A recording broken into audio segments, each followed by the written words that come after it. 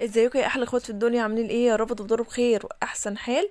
هنعمل مع بعض بقى الرز باللبن، طعمه حلو قوي بشكل تاني. طبعا قبل ما اقول نصلي بينا على النبي، اللهم صل وسلم وبارك على سيدنا محمد. ونسمي الله ونقول بسم الله الرحمن الرحيم. زي ما انتم شايفين كده يا حبايبي، هنجيب مع بعض كوبايه من اللبن. تمام. هنجيب مع بعض 5 معالق من النشا او 4، زي ما انت حابه انتي، او خفيفه او تقيله. تمام. طبعا انا بحب قوي قوي اعمل النشا في اللبن كده زي ما انتم شايفين. وبعد كده طبعا انا قبلها كنت اني سلقه الرز بسلقه. تمام. انا بحب اسلقه الاول وبعد كده اعمله الرز مع اللبن زي ما انتم شايفين كده. خلاص كده يا حبايبي، يعني استوى شويه معانا.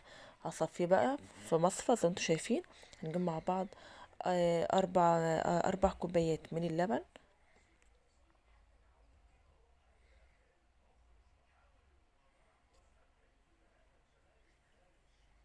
نحط بقى السكر بتاعنا، نص كوباية من السكر. نحط طبعا فانيليا، طعمها حلو قوي، ريحتها حلوة.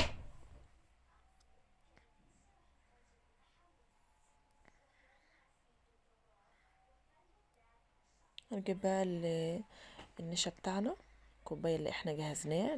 لازم الأول تصفي اللبن وانت بتحطي النشا بتاعك، علشان خاطر لو في مثلا حاجة مش تنزل معاكي مع الحلة.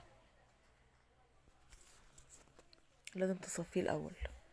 وبعد كده يا حبايبي هنجيب مع بعض الرز بتاعنا اللي احنا سلقناه معاكم.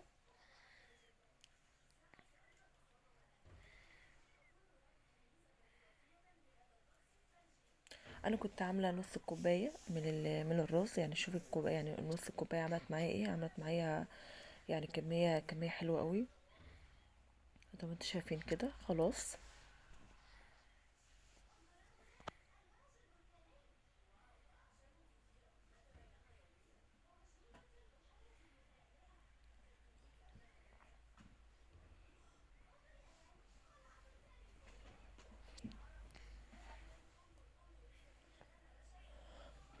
طبعا ده انا كان عندي قمر الدين، فانا حبيت ان انا ازينه.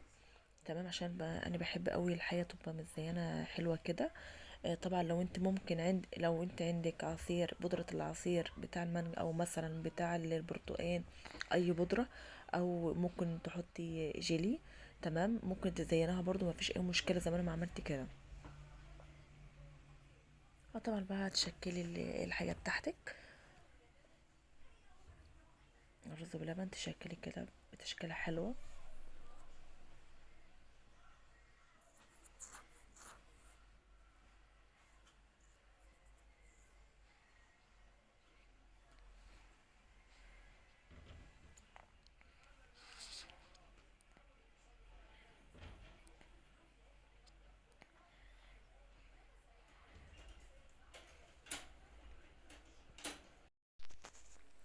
زي ما انتوا شايفين كده يا حبايبي.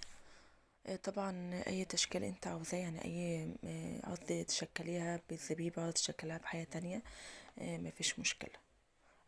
لو متاح عندك السوداني، زينا برضو بالسوداني، مفيش اي حاجة.